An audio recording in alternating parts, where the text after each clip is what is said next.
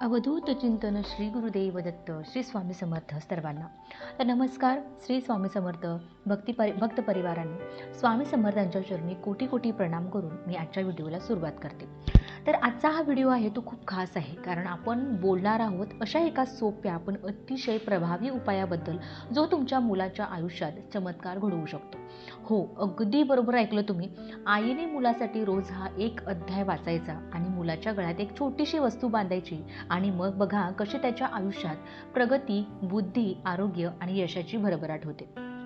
तर बघा, आज मी जे सांगणार आहे ते फक्त ऐकण्यासाठी नाही आहे, तर मनापासून करून पाहण्यासाठी आहे. कारण हा उपाय हजारो आईने अनुभवलेला आहे आणि त्यांना त्याचा खूप मोठा फायदा झालेला आहे.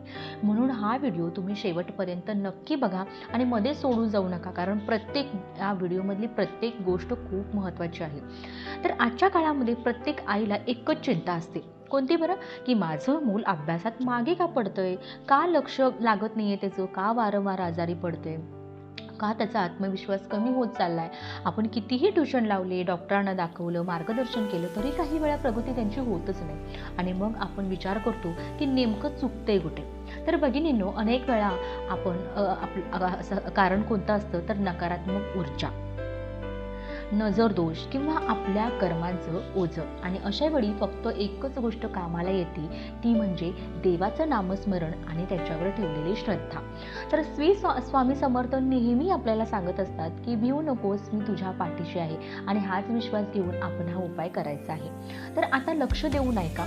तर हा उपाय आहे श्री विष्णू सहस्त्रनाम मधील पहिला अध्याय. तर हा तोच पवित्र अध्याय आहे ज्यामध्ये भगवान विष्णूची हजारो नावे येतात आणि त्या प्रत्येक नावामध्ये एक दिव्य शक्ती लपलेली असते.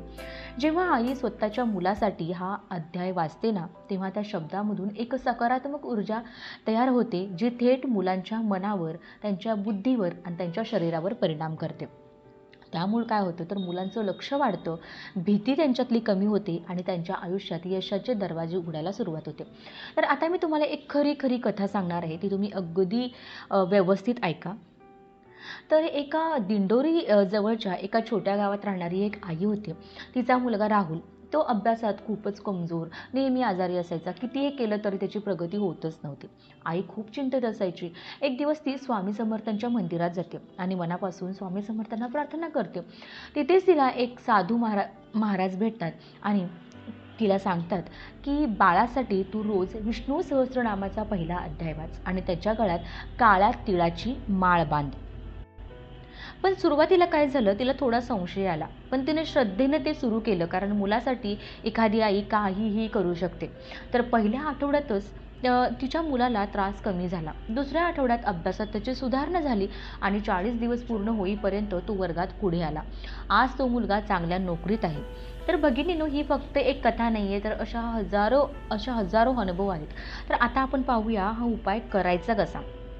तर सर्वात आधी अध्याय वाचण्याची पद्धत काय आहे ते तुम्हाला सांगते.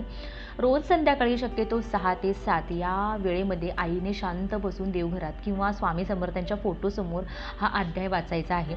मुलाला समोर बसवा, त्याला डोळे बंद करायला सांगा आणि शांतपणे ऐकायला सांगा. सुरुवात करा या मंत्राने, ओम नमो भगवते वासुदेवाय, आणि मग हळूहळू विष्णू सहस्रनामातील पहिले नाम उच्चारायला सुरुवात करा. प्रत्येक नाव घेताना त्याचा अर्थ मनात ठेवा. जसं विष्णू म्हणजे जो सर्वत्र आहे, नारायण म्हणजे जो सर्वांचा आधार आहे. अशा प्रकारे प्रेमाने आणि ते श्रद्धेने वाचा. घाई करू नका. प्रत्येक शब्दात भावना ठेवा, कारण आईच्या आवाजातच एक शक्ती असते जी मुलांना आपला प्रोटेक्शन म्हणजे संरक्षण देत असते. तर हा अध्याय रोज किमान 40 दिवस असं वाचा. मध्ये एकही दिवस तुम्ही गॅप ठेवू नका, चुकवू नका. आणि शेवटी हात जोडून देवाला प्रार्थना करा की स्वामी समर्थ माऊली, माझ्या मुलांचं रक्षण करा, त्याला बुद्धी, आरोग्य आणि यश द्या. एवढी साधी प्रार्थना पण खूप प्रभावी असते. आता दुसरा भाग म्हणजे काय, तर गळ्यात बांधायची वस्तू. तर भगिनींनो, ही वस्तू आहे काळ्या तिळाची माळ. अगदी साधी काळी तिळं, पण त्यामध्ये खूप मोठी ऊर्जा असते. 108 काळे तीळ घ्या, त्याला स्वच्छ धाग्यामध्ये ओवून एक छोटी माळ तयार करा. गुरुवारी संध्याकाळी ही माळ स्वामी समर्थांच्या फोटोसमोर ठेवा, धूप दाखवा आणि प्रार्थना करा आणि मग प्रेमाने ती माळ मुलाच्या गळ्यात बांधा. ही माळ किमान 6 महिने तरी काढू नका. जर माळ उपलब्ध नसेल तर कडुलिंबाची लाकडी माळही तुम्ही वापरू शकता. त्यामागे एक आध्यात्मिक कारण आहे. काय आहे तर काळे तीळ हे नकारात्मक ऊर्जा दूर करतात, नजर दोष कमी करतात आणि मुलाच्या भोवती एक सकारात्मक संरक्षण कवच तयार करतात. त्यामुळे मुलांचं मन शांत राहतं, अभ्यासात लक्ष लागतं आणि त्यांचा आत्मविश्वास वाढतो. आता मी तुम्हाला आणखी 2 छोटे अनुभव सांगते. तर नांदेडमध्ये राहणारी प्रिया नावाची मुलगी होती की जिला मानसिक त्रास होता. तिच्या आईने हा उपाय सुरू केला आणि काही महिन्यातच तिची अवस्था सुद्धा सुधारली. आता दुसरा अनुभव काय तर पुण्यातील एका मुलाचा आहे जो स्पोर्ट्समध्ये मागे होता, पण या उपायानंतर त्याला नॅशनल लेवलवर सुद्धा संधी मिळाली. तर भगिनींनो, हे सगळं श्रद्धेचं सामर्थ्य आहे. या उपायांचे फायदे खूप आहेत. त्यामागे मुलांची बुद्धी वाढते, स्मरणशक्ती सुधारते, आरोग्य चांगलं राहतं, भीती कमी होते आणि सर्वात महत्त्वाचं काय तर आत्मविश्वास हा वाढतो. काही टिप्स लक्षात ठेवा की शक्यतो तुम्ही उत्तर दिशेला बसून वाचा, रोज एकाच वेळी वाचा आणि मनात कसलीही शंका ठेवू नका. अगदी श्रद्धेनं जे काय करायचं तुम्हाला ते अगदी श्रद्धेने करा. आणि त्याचबरोबर ओम श्री स्वामी समर्थाय नमः हा मंत्र रोज 108 वेळा तुम्ही म्हणा. आता शेवटी एक महत्त्वाची गोष्ट मी तुम्हाला सांगते की 40 दिवस पूर्ण झाल्यावर देवाचे आभार माना आणि शक्य असेल तर गरिबांना काहीतरी दान करा. आणि हा उपाय करताना सातत्य ठेवा, कारण सातत्यामध्येच खूप मोठी शक्ती आहे. आता मी तुम्हाला आपल्या मनात येणाऱ्या काही महत्त्वाच्या प्रश्नांची उत्तरे अगदी प्रेमाने सांगणार आहे, कारण मला माहिती आहे आई म्हणून तुमच्या मनात आपल्या लेकरांसाठी किती काळजी असते. म्हणून हा भाग खूप मन लावून ऐका. तर आता पहिला प्रश्न असा असू शकतो की हा उपाय कोणत्या वयाच्या मुलांसाठी आहे. तर माता भगिनींनो, हा उपाय अगदी सगळ्या वयोगटासाठी आहे. 5 वर्षाच्या छोट्या बाळापासून ते 25 वर्षाच्या मोठ्या मुलांपर्यंत. लहान मुलं असतील तर आईने स्वतः प्रेमाने अध्याय वाचायचा आणि मुलाला फक्त आपल्या जवळ बसवायचं. त्याला काही कळत नाही तरीही चालतं, काही नाही. आईचा आवाज आणि त्या मंत्राची शक्ती आपोआप त्याच्यापर्यंत पोहोचते आणि त्याच्यावर तो परिणाम आपोआप करते. आणि जर मोठी मुलं असतील तर त्यांना हळूहळू स्वतः वाचायला प्रोत्साहन द्यायचं, जबरदस्ती नाही करायची. प्रेमाने सांगितलं की मुलं हे नक्की ऐकतात. आता दुसरा प्रश्न काय असेल की ही माळ कशी मिळवायची आणि कुठे बनवायची. तर भगिनींनो, अगदी सोपं आहे. आपल्या जवळच्या पूजा साहित्याच्या दुकानातून काळे तिळांना एक साधा धागा घ्या आणि 108 तीळ प्रेमाने ओवून माळ त्याची तयार करा. आणि ते जेव्हा माळ तुम्ही तयार करत असता तेव्हा मनामध्ये फक्त स्वामींचं नाव घ्या. तुम्हाला नसेल जमत तर कुणाकडून तरी करून घ्या किंवा तयार माळही तुम्ही विकत घेऊ शकता. पण शक्य असेल तर स्वामी समर्थांच्या मंदिरातून आणलेली माळ ही खूप शुभ मानली जाते. तिसरा प्रश्न की हा पूर्ण अध्याय कुठे मिळेल. तर बघा, तुम्ही धार्मिक पुस्तकांच्या दुकानातून हे पुस्तक सहज मिळवू शकता. ऑनलाईन सुद्धा भेटतात किंवा एखाद्या जाणकार व्यक्तीकडून सुद्धा तुम्ही घेऊ शकता. रोज थोडं थोडं वाचायला सुरुवात करा, हळूहळू तुम्हाला सवय लागेल. ओके. तर चौथा प्रश्न आहे, जर मुलगा किंवा मुलगी वाचायला तयारच नसतील तर बघा, इथे अजिबात मुलांवरती रागवायचं नाही आहे तुम्हाला.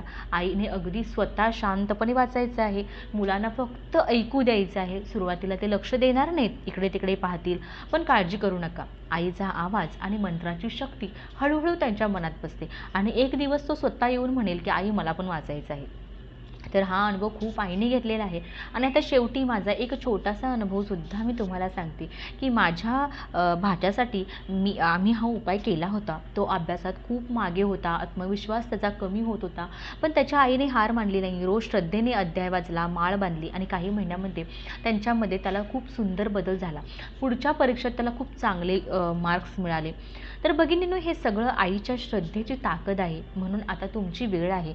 आईच्या श्रद्धेमध्ये आणि देवाच्या भक्तीमध्ये खूप मोठी ताकद असते आणि ही ताकद जेव्हा एकत्र मिळते तेव्हा त्या मुलांभोवती एक संरक्षक कवच निर्माण होतं. त्यामुळे त्यांचा कॉन्फिडन्स लेवल हा खूप वाढतो. तर आज संध्याकाळपासूनच तुम्ही सुरुवात करा. फक्त 7 दिवस मनापासून करून बघा, फरक नक्की दिसेल. स्वामी समर्थ तुमच्या आणि तुमच्या लेकरांच्या पाठीशी नेहमीच आहेत. मनात फक्त श्रद्धा ठेवा आणि या गोष्टीला तुम्ही सुरुवात करा. श्री स्वामी समर्थ. तर तुम्ही माझा व्हिडिओ खूप श्रद्धेने आणि खूप मनापासून ऐकला शेवटपर्यंत, त्याबद्दल मी तुमची खूप खूप मनापासून आभारी आहे. श्री स्वामी समर्थ. जय जय स्वामी समर्थ.